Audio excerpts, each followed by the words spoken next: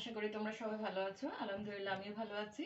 সুলতানপুর হানিফ ভাইয়া school and কলেজের অনলাইনে ক্লাসের পক্ষ থেকে তোমাদের সকলকে স্বাগত জানাচ্ছি। তাসলিমা বেগম, প্রভাষক, বিষয় পরিণতি সুশাসন।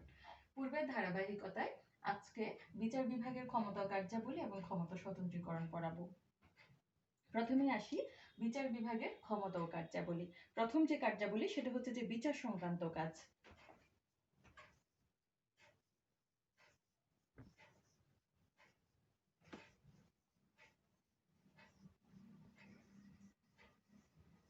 বিচার সংক্রান্ত কাজ। এখানে বিচার বিভাগের প্রথম কাজ হচ্ছে যে কি বিচার সংক্রান্ত কাজ। বিচার বিভাগের প্রধান কাজ হচ্ছে আইন প্রয়োগ করা। বিচার বিভাগ বিভিন্ন মামলায় রাষ্ট্রীয় আইন অনুযায়ী বিচার কার্য পরিচালনা করে থাকে। বলা হচ্ছে কি বিচার বিভাগের প্রধান কাজ হচ্ছে কি আইন প্রয়োগ করে বিচার বিভাগ বিভিন্ন মামলায় কি করা রাষ্ট্রীয় আইন অনুযায়ী বিচার কার্যটাকে সম্পূর্ণ করাটাই হচ্ছে বিচার বিভাগের কাজ। দ্বিতীয় যেটা সেটা হচ্ছে যে আইনের ব্যাখ্যা।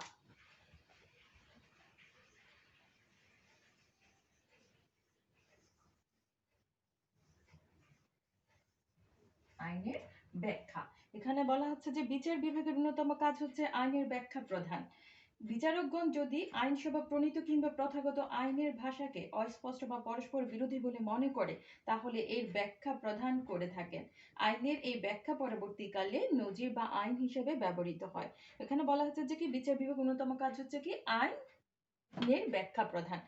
বিচারকগণ যদি কি করবেন আইনসভায় কোনো প্রণীত কিংবা প্রথাগত আইনের যদি অস্পষ্টতা থাকে কিংবা পরস্পর বিরোধী কোনো প্রকাশ পায় মনোভাব প্রকাশ পায় তাহলে উনি কি করতে পারবেন ব্যাখ্যা প্রদান করতে পারবেন এবং সেই অনুযায়ী উনি বিচার কার্য সম্পূর্ণ করে থাকবেন এবং পরবর্তীতে সেটা কিন্তু আইন হিসাবে পরিগণিত হবে। তৃতীয়ত হচ্ছে আইন প্রণয়নমূলক কাজ।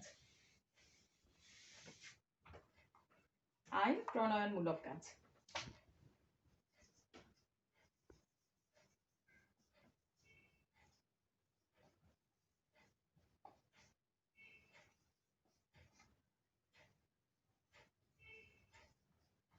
আইন প্রণয়নমূলক কাজ তার মানে হচ্ছে বিচারকগণ কোনো মামলা পরিচালনা করতে গিয়ে যদি মনে করেন যে মামলাটি পরিচালনার জন্য প্রয়োজনীয় আইন প্রণীত হয়নি তাহলে তারা নিজেদের ন্যায়বোধ এবং সুবিবেচনা প্রয়োগ করে আইনটির ব্যাখ্যা প্রদান কিংবা নতুন আইন তৈরি করে মামলাটির বিচার নিষ্পত্তি করতে পারেন। এখানে বলা হচ্ছে যে কি প্রয়োজনে আইন তৈরি করতে পারবেন কিভাবে যদি প্রচলিত আইনের দ্বারা যদি মীমাংসা করা সম্ভব না হয় তাহলে বিচারকগণ তারা তাদের বিচার বুদ্ধি দিয়ে নতুন আইন তৈরি করতে পারবেন এবং কি মামলাটার বিচার নিষ্পত্তি করতে পারবেন। বিচারক প্রণীত এরূপ আইন বা আইনের ব্যাখ্যাকে পরবর্তী সময় নজির হিসেবে গ্রহণ করা হয়। এসব আইনকে বিচারক প্রণীত আইন বলা হয়। তার মানে হচ্ছে যে বিচারক প্রণীত আইন কাকে বলে যখন বিচারকগণ তারা তাদের বিবেচনা দিয়ে আইন তৈরি করবেন এবং সে অনুযায়ী বিচার কার্য সম্পূর্ণ করবে সেটা পরবর্তীতে আইন হিসেবে প্রণীত হবে এবং এটা বিচারক প্রণীত আইন হিসেবে প্রণীত হবে। চতুর্থ যেটা সেটা হচ্ছে যে সংবিধানের ব্যাখ্যা প্রদান।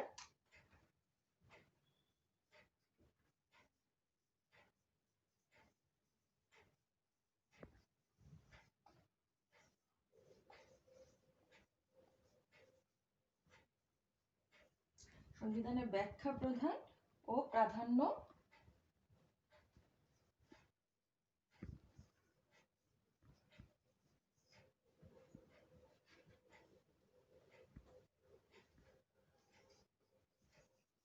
রক্ষণ সংক্রান্ত কাজ।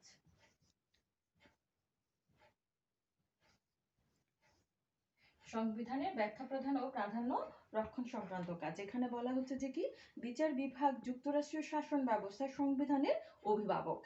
সংবিধানে ব্যাখ্যা প্রদান করে কেন্দ্র অঙ্গ রাষ্ট্রের মধ্যে বিবাদ মীমাংসা করে যুক্তরাষ্ট্রীয় আদালত সংবিধানের প্রাধান্য বজায় রাখে। মার্কিন যুক্তরাষ্ট্রের প্রখ্যাত বিচারপতি হিউজেস বলেছেন আমরা একটি সংবিধানের অধীন কিন্তু বিচারকগণ যা বলে তাই সংবিধান।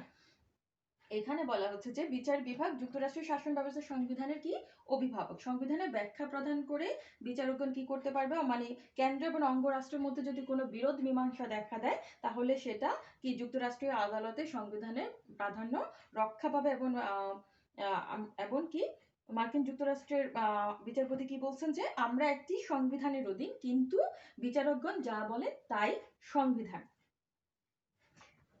নাগরিক অধিকার সংরক্ষণ। 5 নম্বর,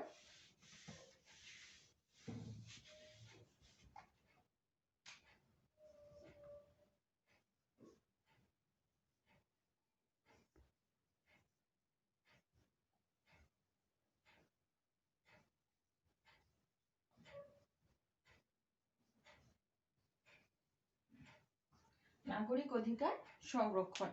বিচার বিভাগ নাগরিকদের অধিকার সংরক্ষণ করে এবং ব্যক্তি স্বাধীনতার রক্ষক হিসেবে দায়িত্ব পালন করে। সরকার এবং কোনো প্রতিষ্ঠান যদি সংবিধান লিপিবদ্ধ নাগরিক অধিকার হস্তক্ষেপ করে তাহলে বিচার বিভাগ তা প্রতিহত করে। এখানে বলা হচ্ছে যে বিচার বিভাগ নাগরিকদের অধিকারের ব্যাপারে কি করে, ব্যক্তি স্বাধীনতার রক্ষক হিসাবে কাজ করে এবং সরকার এবং বা কোনো প্রতিষ্ঠানে যদি সংবিধান লিপিবদ্ধ নাগরিক অধিকারে হস্তক্ষেপ করে থাকে তাহলে বিচারকগণ সে কাজ পরিচালনা করে থাকে। এখানে আরো সামান্য কিছু বৈশিষ্ট্য আছে, তোমরা অবশ্যই সেগুলো পড়ে নিবা আশা রাখি। যেমন ন্যায় বিচার প্রতিষ্ঠা, পরামর্শ দান সংক্রান্ত কাজ, তদন্ত সংক্রান্ত কাজ, শাসন সংক্রান্ত কাজ, আর অল্প কয়েকটা ক্ষমতা কার্যাবলী আছে, তোমরা এগুলো পড়ে নিবা। এখন যেটা পড়াবো সেটা হচ্ছে যে ক্ষমতা স্বতন্ত্রীকরণ নীতি।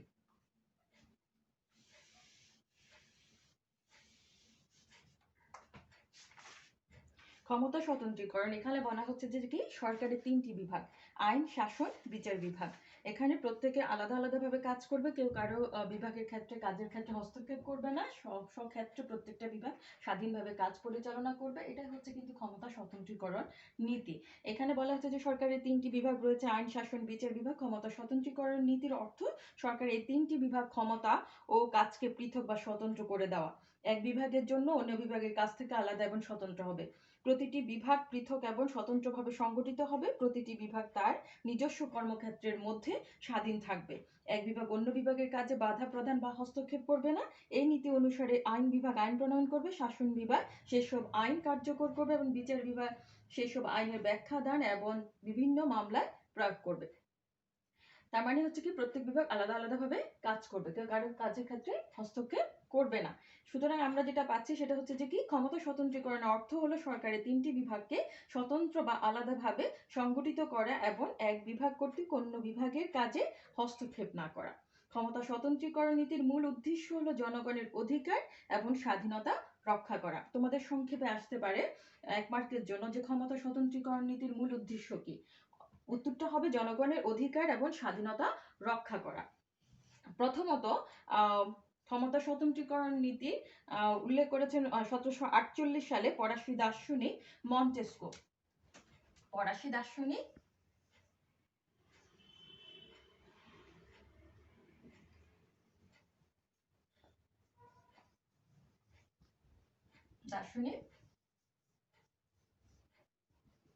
মন্টেস্কো তিনি তার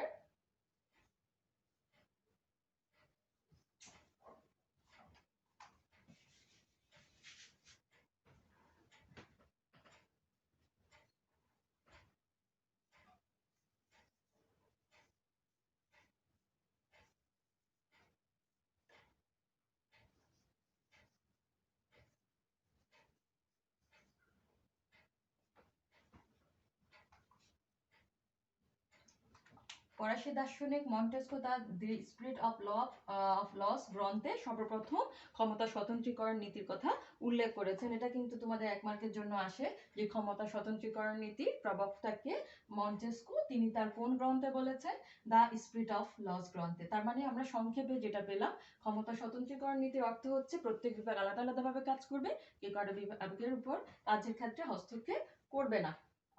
আজকে এই পর্যন্তই থাকলো। এই অধ্যায় মোটামুটি শেষ হয়ে গেল। আশা রাখি তোমরা এই অধ্যায়টা একটু ভালো করে পড়বা। আজকে এ পর্যন্তই, তোমরা সবাই ভালো থাকো। আল্লাহ হাফেজ।